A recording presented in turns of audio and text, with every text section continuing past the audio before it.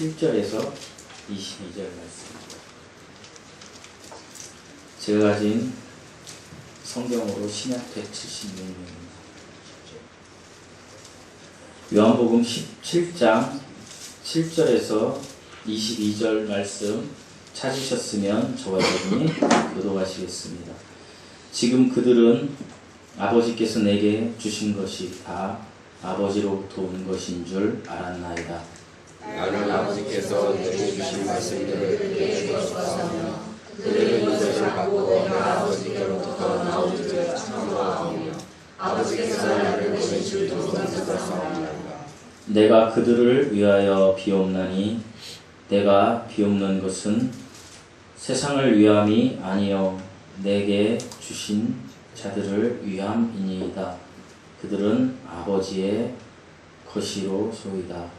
내 것은 다 아버지의 것이요 아버지의 것은 내 것이오되 내가 그들을 말미암아 영광을 받았나이다. 나는 세상에 더 있지 아니하오나 그들은 세상에 있사옵고 나는 아버지께로 가옵나니 거룩하신 아버지여 내게 주신 아버지의 이름으로 그들을 보존하게 하사 우리와 같이 그들도 하나가 되게 하옵소서. 내가 그들과 함께 있을 때에 내게 주신 아버지의 이름으로 그들을 보존하고 지켜나가리라. 그 중에 하나도 변하지 않고 하나가 멸망의 자식이니 이는 성령을 의하게 하느니라. 지금 내가 아버지께로 가오니 내가 세상에서 이 말을 하옵는 것은 그들로 내 기쁨을 그들 안에 충만히 가지게 하려 함이니이다. 내가 아버지의 말씀을 그들에게 주었사오니 세상이 그들을 미워하였사오니 이는 내가 세상에 속하지 아니한 같이 그들도 세상에 속하지 아니하므로 인함이니라. 내가 비옵는 것은 그들을 세상에서 데려가시기를 위함이 아니요 다만 악에서 빠지지 않게 보존하시기를 위함이니이다. 내가 세상에 속하지 아니한 같이 그들도 세상에 속하지 아니하였사옵니다.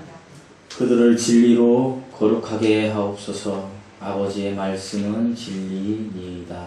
아버지께서 나를 세상에 보내신 것 같이 나도 그들을 세상에 보내었고 또 그들을 위하여 내가 나를 거룩하게 하오니 이는 그들도 진리로 거룩함을 얻게 하려 함이니이다. 내가 배우는 것은 이 사람들만 위함이 아니요 또 그들의 말로 말미암아 나를 믿는 사람들로 위함이니. 아버지여 아버지께서 내 안에 내가 아버지 안에 있는 것 같이 그들도 다 하나가 되어 우리 안에 있게 하사 세상으로 아버지께서 나를 보내신 것을 믿게 하소서.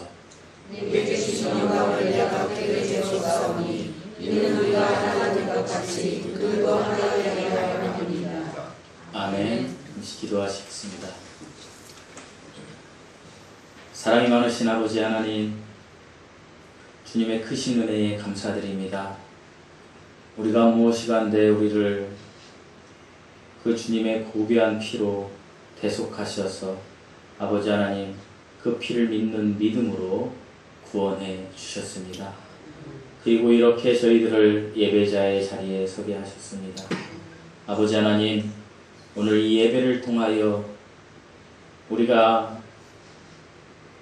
겪고 있는 걱정과 근심과 고통이 사라지는 놀라운 은혜가 우리 성도들에게 있게 하여 주시옵소서.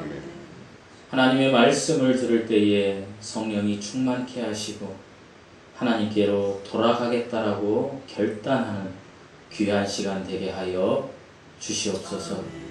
믿는 자에게 능치 못할 것이 없다라고 말씀하신 주님, 우리가 예수 그리스도를 믿는 믿음으로 이 땅에서 승리하며 살아갈 수 있는 그 은혜가 이 시간 부어지게 하여 주시옵소서.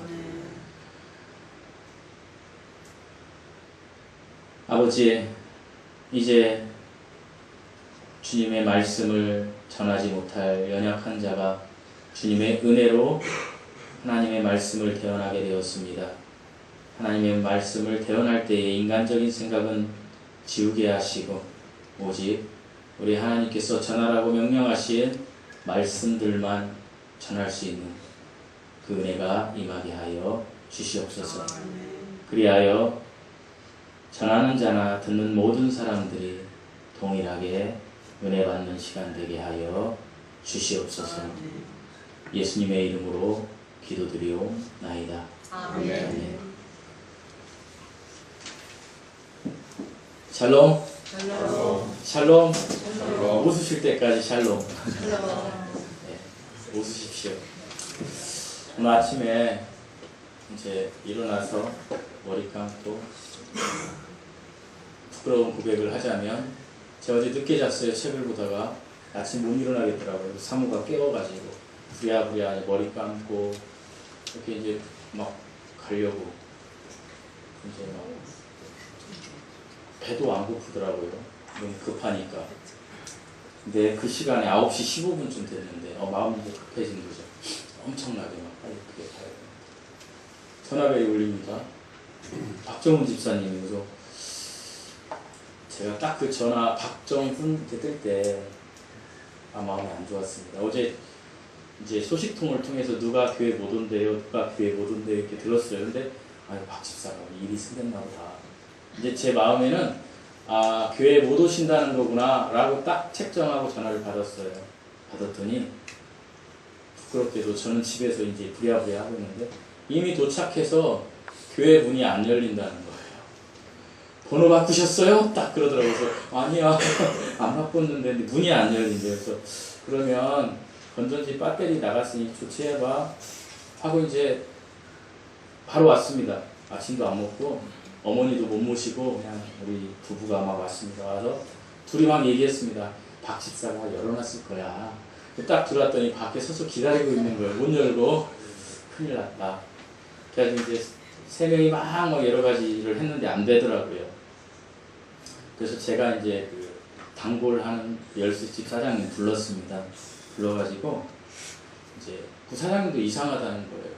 목사님이 이 문번호를 안 바꿨으면 도저히 뭐 이거는 바뀔 수가 없어요. 그래요. 근데 누가 바꿨을까요? 저는 안 바꿨는데 이제 그렇게 얘기하다가 열쇠를 이제 이렇게 바꿨습니다. 제가 바꿨어요. 오늘 화장실 열쇠랑 같이. 그래서 그 사장님이 그러시는 거예요. 목사님 목회를 하시는데 갈수록 젊어지시고요. 사모님은 말하시고 이렇게 힘들어 보이세요. 그래서 목회를 사모가 하는 것 같아요. 제가 이제 그렇게 얘기를 했어요. 조금 부끄럽더라고요. 마음 들면서 제 마음에 어떤 마음이 들었냐면 그 순간에 그래서 제가 오늘 이거 설교의 테마로 이야기해야 되겠어 라고 하면서 제 마음에 뭐가 들었냐면 우리가 문을 열으려면 열쇠 번호가 맞아야 되잖아요. 아니면 열쇠가 맞든지 이게 안 맞아서 못 들어가는 거잖아요. 그래서 제 마음에 이런 마음이 생겼습니다. 하늘문을 열고 우리가 들어가는 열쇠가 뭘까요?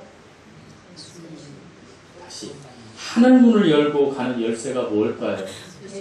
예수님. 근데 그 예수님께 우리가 나아가기 위해서 해야 되는 게 있어요. 그게 기도라는 거예요. 그걸 제가 느꼈어요.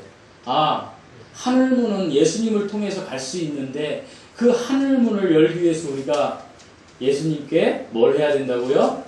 기도해야 되겠구나라는 걸 느꼈습니다. 제가 그 순간에 제시카 왜 있었지? 기도하려고? 기도해야 된다 이렇게 느꼈습니다. 1940년에 미국 테네시라는 그 지역에 작은 마을에 조그마한 집에 어머니와 아버지와 그리고 많은 아이들이 살고 있었어요. 그 아이들 중에 그 어머니와 아버지가 낳은 아이가 몇 명일까요? 우리나라는 보통 10남매, 9남매 낳으면 많이 나왔다고 하는데 이 어머니와 아버지가 낳은 자녀들이 22명. 그 중에 20번째로 한 여자아이가 태어났습니다. 근데 미숙아인 거예요. 부끄러운 고백이지만 우리 성찬이 같았나 봐요. 거의. 2kg도 안 나가는 거예요. 그래서 간신히 어떻게 살았습니다. 근데 4살 되던 해에 그 아이에게 폐렴과 열사병이라고 하는 성홍열, 열이 엄청 올라가는 병이 걸려버렸어요. 4살 때. 이제 아이가 죽게 되었습니다. 그럴 때 그의 어머니와 아버지가 할 수 있는 일이 많지 않았습니다. 왜 그랬냐면 그의 아버지는 노동자였습니다. 어떤 노동자였냐면 도로에서 봉사할 때 일을 하는 노동자이셨어요. 너무 가난했어요. 어머니는 가정부였어요. 둘이 벌어도 그 20명이나 되는 아이들, 22명이나 되는 아이들을 케어하기에는 턱없이 부족했어요. 그래서 20번째로 태어난 아이가 4살 때 병이 걸렸을 때 그들이 할 수 있는 일은 단 한 가지밖에 없었습니다. 그것은 그들이 믿는 하나님께 기도하는 것이었습니다. 얼마나 간절히 기도했겠습니까? 간절히 그의 어머니가 특별히 기도했습니다. 그의 어머니의 이름은 블렌치였습니다. 이 블렌치 어머니가 너무 간절히 기도를 했습니다. 하나님께서 그 기도에 응답하셨는지 그 아이가 죽지 않고 살게 되었습니다. 치료가 되었습니다. 그런데 그 아이에게 치료가 되었지만 한 가지 장애가 생기게 되었습니다. 그건 그 아이가 소아마비가 돼버린 것입니다. 왼쪽 다리가 이제 절개 돼버린 것입니다. 보통의 경우 아이가 소아마비면 그의 부모님이 할 수 있는 것은 병원에 가서 치료하고 그 아이를 위해서 계속적으로 병이 낫게 하는 일, 그런 것이었을 것입니다. 그리고 의사에게 컨설팅 받아서 이 아이를 커가면서 어떻게 잘 양육할 수 있을까, 그런 일이었을 것입니다. 하지만 이 어머니는 할 수 있는 일이 기도밖에 없었습니다. 그래서 그의 어머니가 간절히 기도하기 시작합니다. 그러면서 이제 이 아이의 치료를 위해서 어머니가 새벽 4시에 일어나서, 몇 시요? 4시에 일어나서 가정부 일을 하게 됩니다. 그리고 8시에 집에 와서 아이를 데리고 병원에 갑니다. 기도하며 병원 가고 가정부 일하고 기도하고 병원 가는 일, 이 어머니의 생활이 되었습니다. 하나님께서 이 어머니의 그 믿음을 보셨는지 또 이 아이가 8살 되었을 때에 이제 이 아이의 소아마비 상태는, 우리 소아마비라고 하면 좀 걷는 거잖아요. 근데 이 아이가 4살 때 소아마비가 온 건 전혀 못 걷는 거예요. 일어서지 못하는 거예요. 그런 상황에 그의 어머니가 4년 동안 헌신을 했는데 이 아이가 8살이 되었을 때 일어납니다. 섭니다. 그러나 걷지는 못합니다. 서기만 합니다. 그리고 매일매일 웁니다. 자기의 신세를 한탄해서. 그럴 때마다 어머니가 이렇게 이야기합니다.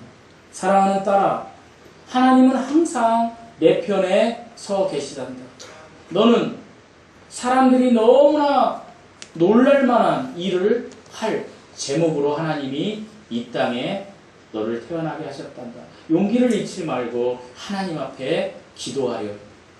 아이가 그렇게 하면서 이제 조금씩 걷기 시작합니다.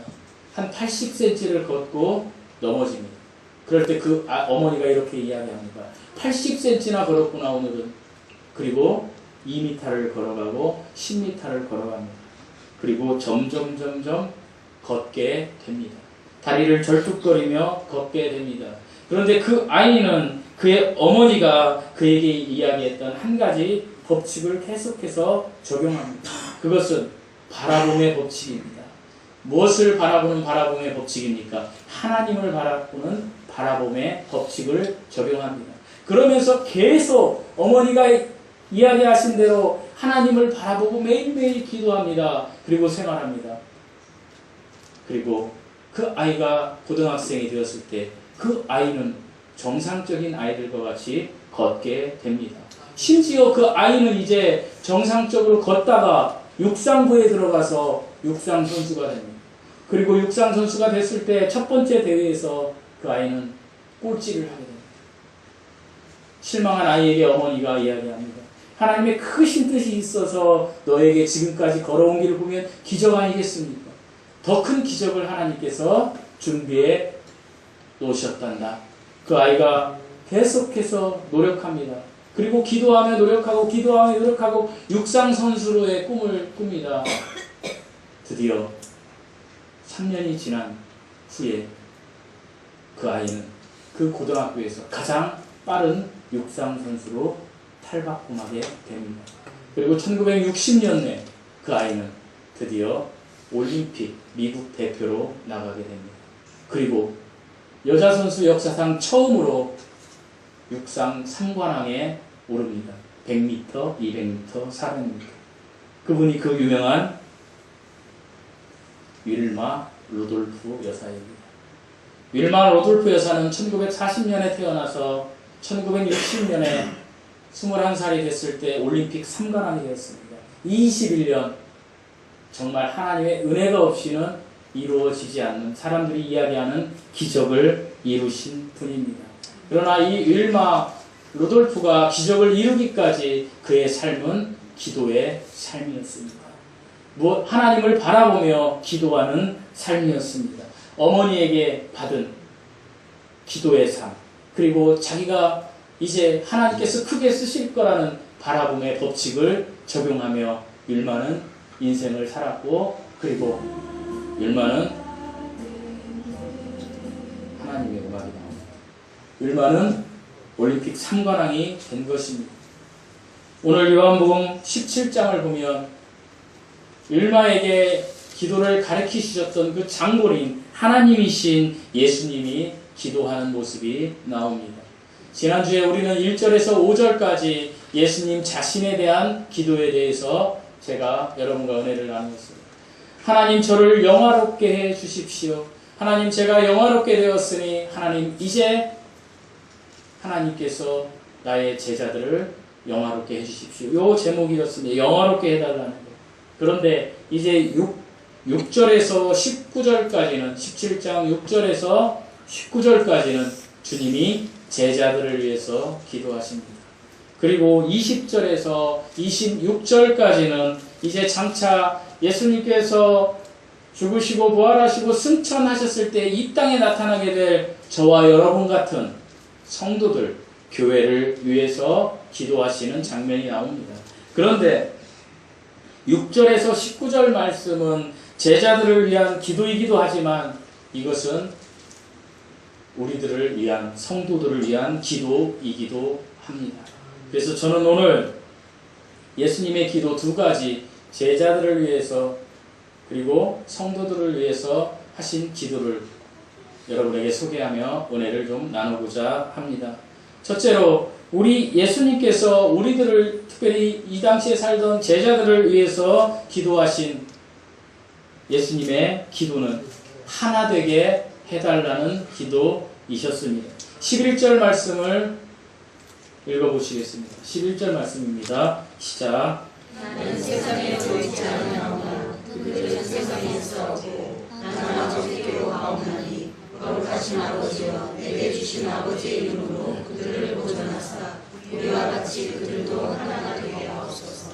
예수님은 이제 내일이면 십자가에 못 박혀 죽으시고 사흘 만에 부활하시고 그리고 승천하실 것입니다. 그러니까 예수님은 세상에 있지 나는 않다라고 하나님 아버지께 이야기하는 것입니다. 예수님은 성자 하나님이셨습니다. 그런데 하늘에 계신 성부 하나님께 이야기하십니다. 성부 하나님이시여, 내가 이제 성부 하나님과 누리던 창세전에 영원에 누리던 제가 삼위일체 그 하나인 그 처소로 내가 돌아가게 되는데 이제 세상에 남을 나의 제자들을 위해서 기도합니다. 당신과 내가 성부 하나님과 성자 하나님이 하나이듯이, 본질이 하나이신 헨이시듯이 우리 제자들도 어떻게 하게 해달라고요? 하나 되게 해 주십시오. 저와 여러분이 하나 될 수 있습니까? 하나 될 수 없습니다. 저와 여러분은 생각이 다릅니다. 환경이 다릅니다. 그리고 서로 추구하는 이익이 다릅니다. 많은 사람들이 그렇지 않습니까? 나의 이익을 따라가지 않습니까? 나의 본성이. 그런데 하나님은 성자 하나님이신 예수님은 성부 하나님께 간절히 기도하십니다. 그들이 하나 되게 해주시옵소서. 그러면 어떻게 하나 되게 해달라는 것입니까? 그것은 영으로 하나 되게 해달라는 것입니다. 어떤 영으로? 하나님의 영으로. 사랑하는 성도 여러분, 우리가 구원받을 때에 우리가 어떻게 되는 것입니까? 영이 하나님을 알게 되는 것입니다. 하나님의 영을 알게 되는 사람은 하나가 되는 것입니다. 하나님의 영을 알게 되어서 우리가 우리의 혼이, 나의 생각과 나의 감정과 나의 의지, 이 모든 나의 본성이 회개하게 됩니다. 하나님, 제가 죄인이었습니다. 하나님이 필요한 사람이었습니다. 라고 고백하며 하나님의 은혜를 기다린다는 것입니다. 그 순간에 하나님께서 믿음이라는 선물을 주십니다.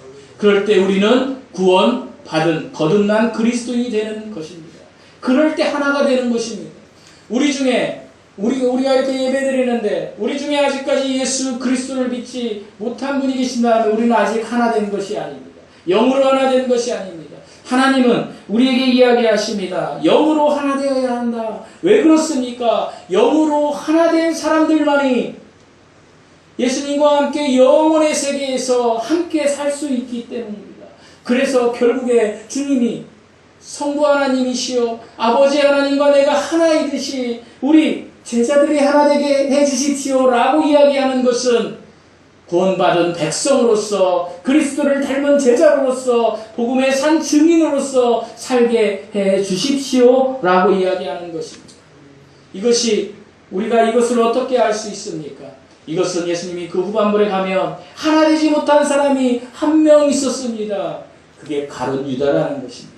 12명의 제자가 있었는데 11명의 제자만 버림을 받지 않고 한 명의 제자는 버림받았습니다. 사랑하는 성도 여러분, 삼위일체로 계셨던 하나님, 성부와 성자와 성령 하나님께서 우리가 하나 되기를 원하십니다. 이것은 영적으로 우리가 구원받은 백성이 되어야 한다는 것입니다. 그런데 이것을 못하게 하는 한 존재가 있습니다. 그것은 사탄입니다. 사탄은 우리가 연합하는 것을 싫어합니다. 첫 번째로 우리가 하나님과 연합하는 것을 사탄은 싫어합니다. 그래서 사탄은 온갖 방해를 다 놓습니다. 끊임없이 우리에게 속삭입니다. 네가 하나님과 함께 한다고 하지. 하나님이 있기는 어디 있어? 하나님은 없어. 너의 양심으로 생각해봐. 하나님 안 보이잖아. 너가 주일을 성수를 안 해도 아무렇지 않잖아. 내가 예배드리지 않아도 아무렇지 않잖아. 별거 없어. 하나님은 없어. 그냥 네 뜻대로 살다가 죽어. 라고 사탄이 끊임없이 하나님과 우리가 연합되는 것을 분열시키고 있다는 것입니다. 그런데 이 사단이 분열시키는 이 나쁜 약은 우리의 삶 속에서도 적용됩니다. 하나님께서는 이렇게 이야기하십니다. 하나님, 우리가 하나이듯이 제자들이 하나 되게 해 주시옵소서. 이 이야기는 제자들이 하나님과 구원받은 그리스도인으로서 하나 되게 해 주십시오 라는 전제하에 구원받은 백성들이 서로 교회라는 공동체를 이루어서 하나 되게 해 주십시오. 공동체를 이루어서 하나 되게 해 주십시오 라는 것입니다. 오늘날로 말하면 우리 교회 공동체에 저와 여러분이 똑같이 서로 협력하여 하나 되게 해달라는 것입니다. 그런데 어떻습니까? 우리가 어떤 일을 할 때에, 특별히 교회를 개척할 때 개척 멤버들이 굉장한 열정을 가지고 개척합니다. 그런데 어느 시기가 지나가면 똑같은 말씀, 똑같은 이야기를 들으니까 감각이 무뎌집니다. 그나마 구원받고 감각이 무뎌지면 다행인데 구원받지 못하고도 감각이 무뎌집니다.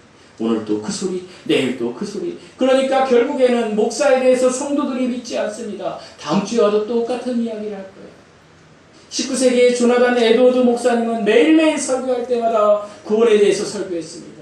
구원에 대해서 설교할 때에 오늘날의 많은 목사님들이 조나단 에드워드 목사님과 같은 목사님이 되어야 하겠습니다. 하지만 그 구원에 대해서 매일매일 설교할 때마다 조나단 에드워드 목사님의 그 교회에 있던 청중들은, 그 당시 19세기에 그 교회에 있던 성도들은 조나단 에드워드 목사님을 축출해버렸습니다. 왜 그렇습니까? 구원만 하지 우리에게 필요한 지금 떡을 안 준다라는 이야기입니다. 무엇입니까? 여러분, 예수님을 믿으면 복 받습니다. 여러분, 예수님께서 은혜로 여러분을 감싸주십니다. 여러분, 예수님을 믿으며 교회에 헌신하면 여러분의 자녀가 잘 될 것입니다. 여러분의 자녀가 의사도 되고 교수도 되고 유명한 정치가가 될 것입니다. 이렇게 이야기하면 내 귀가 달콤하지 않습니다. 내 귀가 달콤해서 내가 바라봄의 법칙을 적용합니다. 어떤 바라봄의 법칙입니까? 세상에서 잘 되는 바라봄의 법칙을 적용한다는 것입니다. 그런데 주님은 이야기하십니다. 너희가 세상을 보는 바라봄의 법칙을 뛰어넘은 영원의 세계를 바라보는 바라봄의 법칙으로 살아가라. 이렇게 이야기하기 때문에 그 구원에 대해서 수없이 이야기하는 것입니다. 이미 구원받은 분들 여기 많습니다. 하지만 그럼에도 불구하고 구원에 대해서 이야기하는 것은 예수님의 그 마음의 심정으로 혹시 한 잃어버린 양이 있을까봐 목회자는 계속해서 그 이야기를 해야 된다는 것입니다. 그런데 그런 이야기를 할 때마다 성도가 목사를 힘들게 할 수 있습니다. 왜 저 이야기만 해? 그러면서 분열이 있을 수 있다는 것입니다. 사랑하는 성도 여러분, 특별히 우리 주양기 사랑교회는 예수 그리스도의 복음이, 기쁜 소식이 외쳐질 때마다, 특별히 그 구원이 선포될 때마다 여러분 기뻐해야 됩니다. 왜 그렇습니까? 사랑하는 남녀가 만나면 우리가 만난 지 100일째야, 우리가 만난 지 200일째야 하면서 좋아하지 않습니까? 만난 날을 기념하지 않습니까? 여러분이 예수님을 만난 거, 그것을 이야기하면 여러분이 예수님을 만난 날을 생각하며 기뻐해야 된다는 것입니다. 예수님을 만나보지 못한 사람은 그걸 기뻐할 수 없습니다. 내가 예수님을 만나긴 했나? 만난 것도 같고 안 만난 것도 같아. 예전에 어떤 목사님이 얘기하시기를, 저 같은 모태신앙들이 교회에 나오는 이유가 있다고 합니다. 예수님을 만나서 그 예수님을 사랑하는 마음으로 내가 은혜를 받고자 나온다면 얼마나 아름다운 것입니까? 그렇지 않다라는 것이 모태신앙들이. 왜 나오냐? 두렵다는 거예요. 왠지 어렸을 때부터 세뇌를 받았잖아요. 교회에 안 가면 왠지 찜찜한 거예요. 우리 무당집에 가서 뭔 얘기 들으면 찜찜하듯이 그 미신적인 마음으로 교회에 나온다는 거예요. 저는 그 얘기 들을 때 웃었어요. 그런 말씀이. 왜? 그런데 요즘 그런 생각이 들어요. 그런 열정이라도 있어야 된다. 근데 요즘 세상은 무관심, 무의식 속에 사는 세상이 되어버렸어요. 우리 교회가 그렇다는 게 아니에요. 사람들이 그래요. 아무 일도 일어나지 않아요. 지식이 너무 많은 지식들이 흘러가고 있어요. 하나님이 없다는 것도 많이 유튜브를 통해서 나오고 하나님이 있다는 것도 나오지만, 그러니까 무의식 중에 사는 거예요. 아무 생각이 없어요. 그죠? 그 순간순간마다 즐기는 거예요. 예전에 내가 우리 어머니한테 배웠던, 어머니가 나한테 얘기했던, 내가 교회 안 가면 나한테 나쁜 일이 생길 거야 하고 교회 가는 그 열정도 없어졌다는 거예요. 그런 세계에 우리가 살고 있습니다. 사랑하는 성도 여러분, 안타까운 일이에요. 우리가 예수님 안에 하나 되어야 합니다. 우리 교회가 구원에 대해서 선포될 때 여러분은 기뻐해야 합니다. 구원받으신 분들은 내가 구원받은 나를 생각하며 기뻐하고, 내가 예수 그리스도께 속한 자녀가 된 것에 대하여 기뻐하고, 아직 예수님을 만나지 못한 분들은 저것이 기쁜 소식, 내가 어디로 가야 할지를 알려주는 기쁜 소식이구나 라고 이해하며 그 예수님을 만나려고 해야 한다는 것입니다. 사랑하는 성도 여러분, 예수님이 지금 우리에게 하나 되게 해달라는 것은 복음으로 하나 되게 해달라는 것입니다.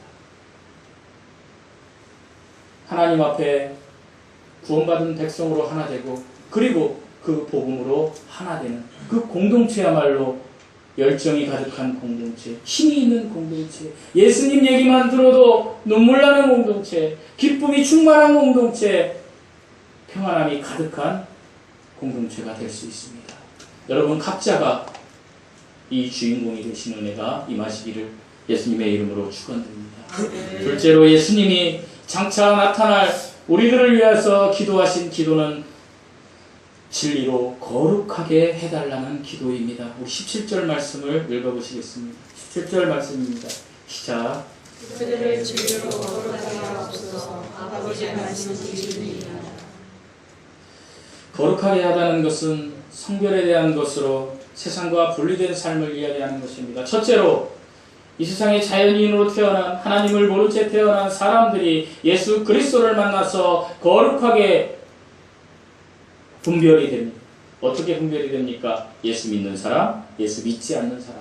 그런데 여기에서 거룩하게 진리로 거룩하게 하옵소서는 예수 믿고 구원받게 해주십시오라는 것에서 좀 더 확장해서 우리의 삶이 세상과 분리된 삶을 살아야 한다라는 것입니다. 예수의 십자가의 보혈로 깨끗게 되었음을 의미하기도 하지만 더 확장하는 개념입니다. 이것은 삶에 대한 개념입니다. 우리가 세상에 살면서 얼마나 세상에 많은 것들이 우리를 유혹합니까? 세상 것들이 우리를 유혹하며 하나님이 없는 것처럼 우리가 살아갈 때가 많이 있습니다. 그런데 하나님은 의식하라는 것입니다. 네가 무엇을 하든지 간에 진리가 너를 자유케 한다. 이 진리는 예수 그리스도 하나님의 말씀인 것입니다. 하나님의 말씀이 너를 자유케 하니까 너는 그 하나님의 말씀을 내 속에 담아서 네가 세상과 구별된 삶을 살아야 한다라고 이야기합니다. 사람들이 이야기합니다. 어떻게 거룩해질 수 있습니까? 거룩해질 수 있습니다. 예수님이 내 안에 계시기 때문에, 예수님이 보내신 보혜사 성령님께서 내 안에 계시기 때문에, 거룩한 성령 하나님께서 우리 안에 거하시기 때문에 우리는 거룩해질 수 있습니다. 거룩하신 성령 하나님께서 우리와 함께 하시기 때문에 거룩하실 수 있습니다. 의식하라는 이야기입니다. 의식할 때 거룩한 삶을 살 수 있습니다. 여러분 잘 생각해 보십시오. 여러분이 예배당에 나와서 예배 드릴 때, 말씀 들을 땐 그런 것 같아 하지만 여러분이 집에 갈 때 하나님 의식합니까? 안 할 겁니다. 의식하지 않습니다. 하나님을 의식하지 않기 때문에 여러분은 죄의 자리, 그리고 악한 자리에 많이 설 때가 있지 않습니까? 죄의 자리, 악한 자리에 선다 할지라도 여러분은 담대히 생각하셔야 됩니다. 의식으로. 어떻게? 하나님이 지금 나를 보고 있을 거예요. 하나님이 지금 나를 보고 있는데 내가 어떤 선택을 해야만 할까라고 생각하시며 살으시라는 것입니다. 이것이 거룩하게 분별된 삶을 살 수 있는 방법입니다. 사랑하는 성도 여러분, 하나님을 의식하십시오. 하나님을 의식하실 때 살아계신 하나님이 내 마음속에서 내 마음을 터치하고 하나님의 영이 내 마음 깊은 곳에서 흘러나와 내 생각을 지배하게 됩니다. 이런 삶을 사셔야 합니다. 세상의 것을, 쾌락을 추구하며 살아서는 안 됩니다. 세상에 얼마나 많은 그리스도인들이, 특별히 목회자들이 세상 것을 바라봅니까? 사랑하는 성도 여러분, 왜 목회자가 정치를 바라보고 왜 목회자가 쾌락을 쫓습니까? 하나님을 의식하지 않기 때문입니다. 그들이 구원받지 않아서 그런 것이 아닙니다. 삶에서 하나님을 의식하지 않아요. 여러분 잘 생각해 보세요. 나는 얼마나 하나님을 의식하는 삶을 살고 있나? 내가 직장에서, 학교에서 나는 하나님을 얼마나 의식하는가? 항상 기뻐하라, 쉬지 말고 기도하라, 범사에 감사하라. 하나님이 이 말씀을 하실 때 쉬지 말고 기도하는 것이 무엇입니까? 직장에 가서 여러분이 회의하는데, 이제 학교에서 친구들과 얘기하는데, 친구들이 얘기하는데 하나님 아버지 감사합니다, 하나님의 은혜예요 하고 입술로 계속 기도해 보십시오. 사람들이 뭐라고 하겠습니까? 세자로. 네, 현명하십니다. 미친놈. 정신 나갔네. 항상 기뻐하라는, 쉬지 말고 기도하라는 그런, 항상 우리가 이것을 입술을 통해서 선언하는 기도도 있지만 여러분, 우리 마음속에서 하나님을 항상 생각하고 그것을 쉬지 말고 의식하라는 거예요. 여러분, 우리가 통성 기도할 때 우리 목사님 목소리가 왜 이렇게 크고 귀청이 떨어지겠네, 이렇게 생각하시는 분들이 있을 거예요. 여러분이 목소리 크게 내서 기도하라고 제가 목소리 더 크게 내는 거예요. 그것이 맞다는 것이 아니에요. 그런 기도도 있고, 또 여러분이 한나처럼, 사무엘의 어머니 한나처럼 앉아가지고 이렇게 기도하는 기도도 있어요. 이것도 맞아요. 나는 어떤 기도를 좋아하고 어떤 기도를 싫어해? 아니에요. 하나님은 모든 기도를 좋아해요. 그런데 또 기도 중에 하나가 있어요. 묵상하는 기도가 있어요. 묵상하는 거예요. 이런 상황이 벌어졌을 때 하나님을 의식하는 거예요. 예를 들어 볼게요. 오늘 우리 회식합시다. 제가 직장에 처음 들어왔을 때 파도 타기를 하더라고요. 대장이 이쪽에서 술을 쫙 먹고, 탄주를 먹고 쫙 돌아오는데 뭐 5초 그러면 쫙뭐 5초에 들어와야 안 들어오면 벌칙 뭐 이런 거를 해요. 근데 어디에서 끊기겠어요? 항상 여러분 생각에 제자리에서 끊겨요. 안 먹어요. 저는 직장생활 29년을 그렇게 했습니다. 그리고 직장생활 못 올 것 같죠? 나중에는 환자로 취급해서 야 쟤는 파도 타기 할 때 아예 빼놔 이쪽으로 그렇게 돼버려요. 그렇게 해요. 그런데 그런 장면이 있다고 생각해요. 제 자랑하는 게 아니라 제가 유일하게 지킨 게 그거기 때문에 부끄럽게도 그 얘기하는 거예요. 파도 타기를 하는데 쫙 하는데 내 파도가 돌아왔을 때 내가 딱 할 때 하나님을 의식하라는 거예요.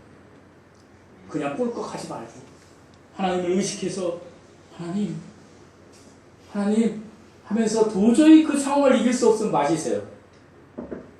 그렇지만 하나님을 의식하라는 거예요. 사랑하는 성도 여러분, 하나님이 거룩하게 살라고 말씀하실 때에 우리가 하나님을 의식하는 삶을 살아가는 거예요. 내 마음에 있는 생각들이 늘 하나님을 의식하는 거예요. 어떤 상황에서든지 하나님 살아계시죠. 하나님 어떻게 해야 될까요? 하나님 내가 하나님을 바라보며 법칙으로 살아가야 되는데 하나님 이 순간에 어떻게 해야 될까요? 답을 주세요. 지혜를 주세요. 이것이 쉬지 말고 기도하는 것입니다. 그럴 때 오늘 소개한 안나 루돌프에게 역사하셨던 그 하나님이 여러분의 삶에도 역사하실 것입니다. 그 삶에 역사하실 때 여러분의 삶은 바뀔 것입니다. 어떤 삶으로? 그리스도인을 닮은 삶, 주님의 향기가 드러나는 삶, 그리고 열정적으로 하나님을 증거하는 삶으로 바뀔 것입니다. 여러분 인생 얼마나 남았습니까? 연지 빼고 여기에서 인생이 반절 이상 남은 분 계십니까? 아닙니다. 여러분 인생 얼마 남지 않았어요. 지난주인가요? 그 유명한 가수 김건모의 아버지가 돌아가셨다던데 그 제가 잠깐 보니까 2년 전에 그 아버지가 나오는 그 장면이 나오던데 엄청 건강하셨어요. 2년 후에 죽을지 알았겠습니까? 사람들이 왜 이렇게 타락한 세상에서 무의식 속에 살아가는지 아십니까? 하나님을 의식하지 않기 때문입니다. 사랑하는 성도 여러분, 여러분이 무엇을 하든지 간에 하나님을 좀 의식하십시오. 하나님을 의식하시고 특별히 하나님의 말씀을 암송하신 것을 꺼내놓으십시오. 안에서 반추하라는 얘기입니다. 나는 꺼내놓을 게 없어요. 목사님 그러면 지금부터 외우세요. 한 개라도 외우세요. 그냥 뭐 십자가 죽음 이런 게 어려우면 항상 기뻐하라. 아우 기뻐할게요. 범사에 감사하라. 이런 거라도 외우시라는 거예요. 그렇게 선포하시며 한번 삶을 살아보십시오. 10년 후 여러분의 삶이 바뀔 것입니다. 100년 이전에 여러분이 죽음을 맞이할 때에 여러분의 자손들을 향해서 죽음을 맞이할 때에 얘야 슬퍼하지 말라. 예수님께서 황금마차를 보내셨구나. 아빠 먼저 갈게. 엄마 먼저 갈게.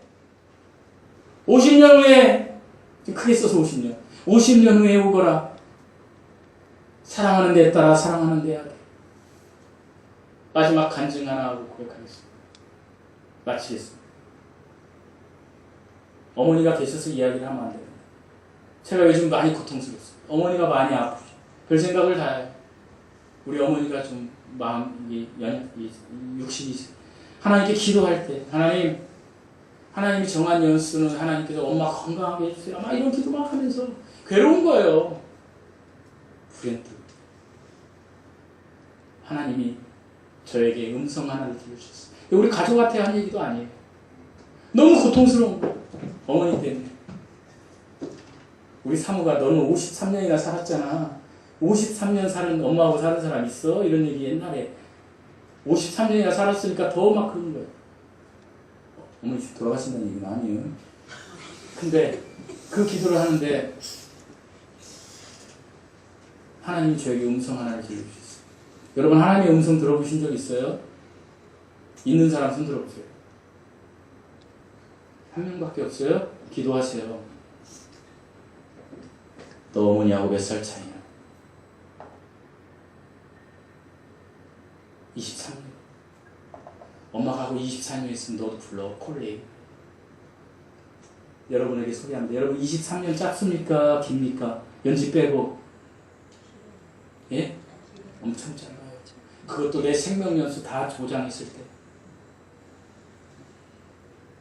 사랑하는 성도 여러분, 우리 이 시간 결단합시다. 예수님께로 가겠다라고. 엔젤라, 미국까지 우리 엔젤라 인생에 하나님이 함께 하시기를 기도할 거예요. 특별히 우리 엔젤라, 하나님 네 편이에요. 제가 우리 엔젤라가 왔는데 오늘 가요.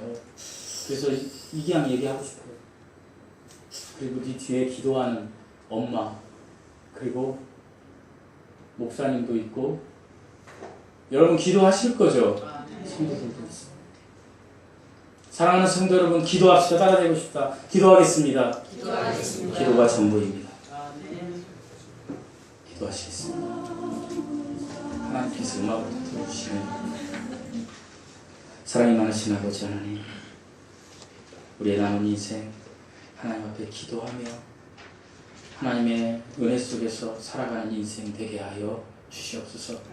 예수님의 이름으로 기도드리옵나이다. 아멘.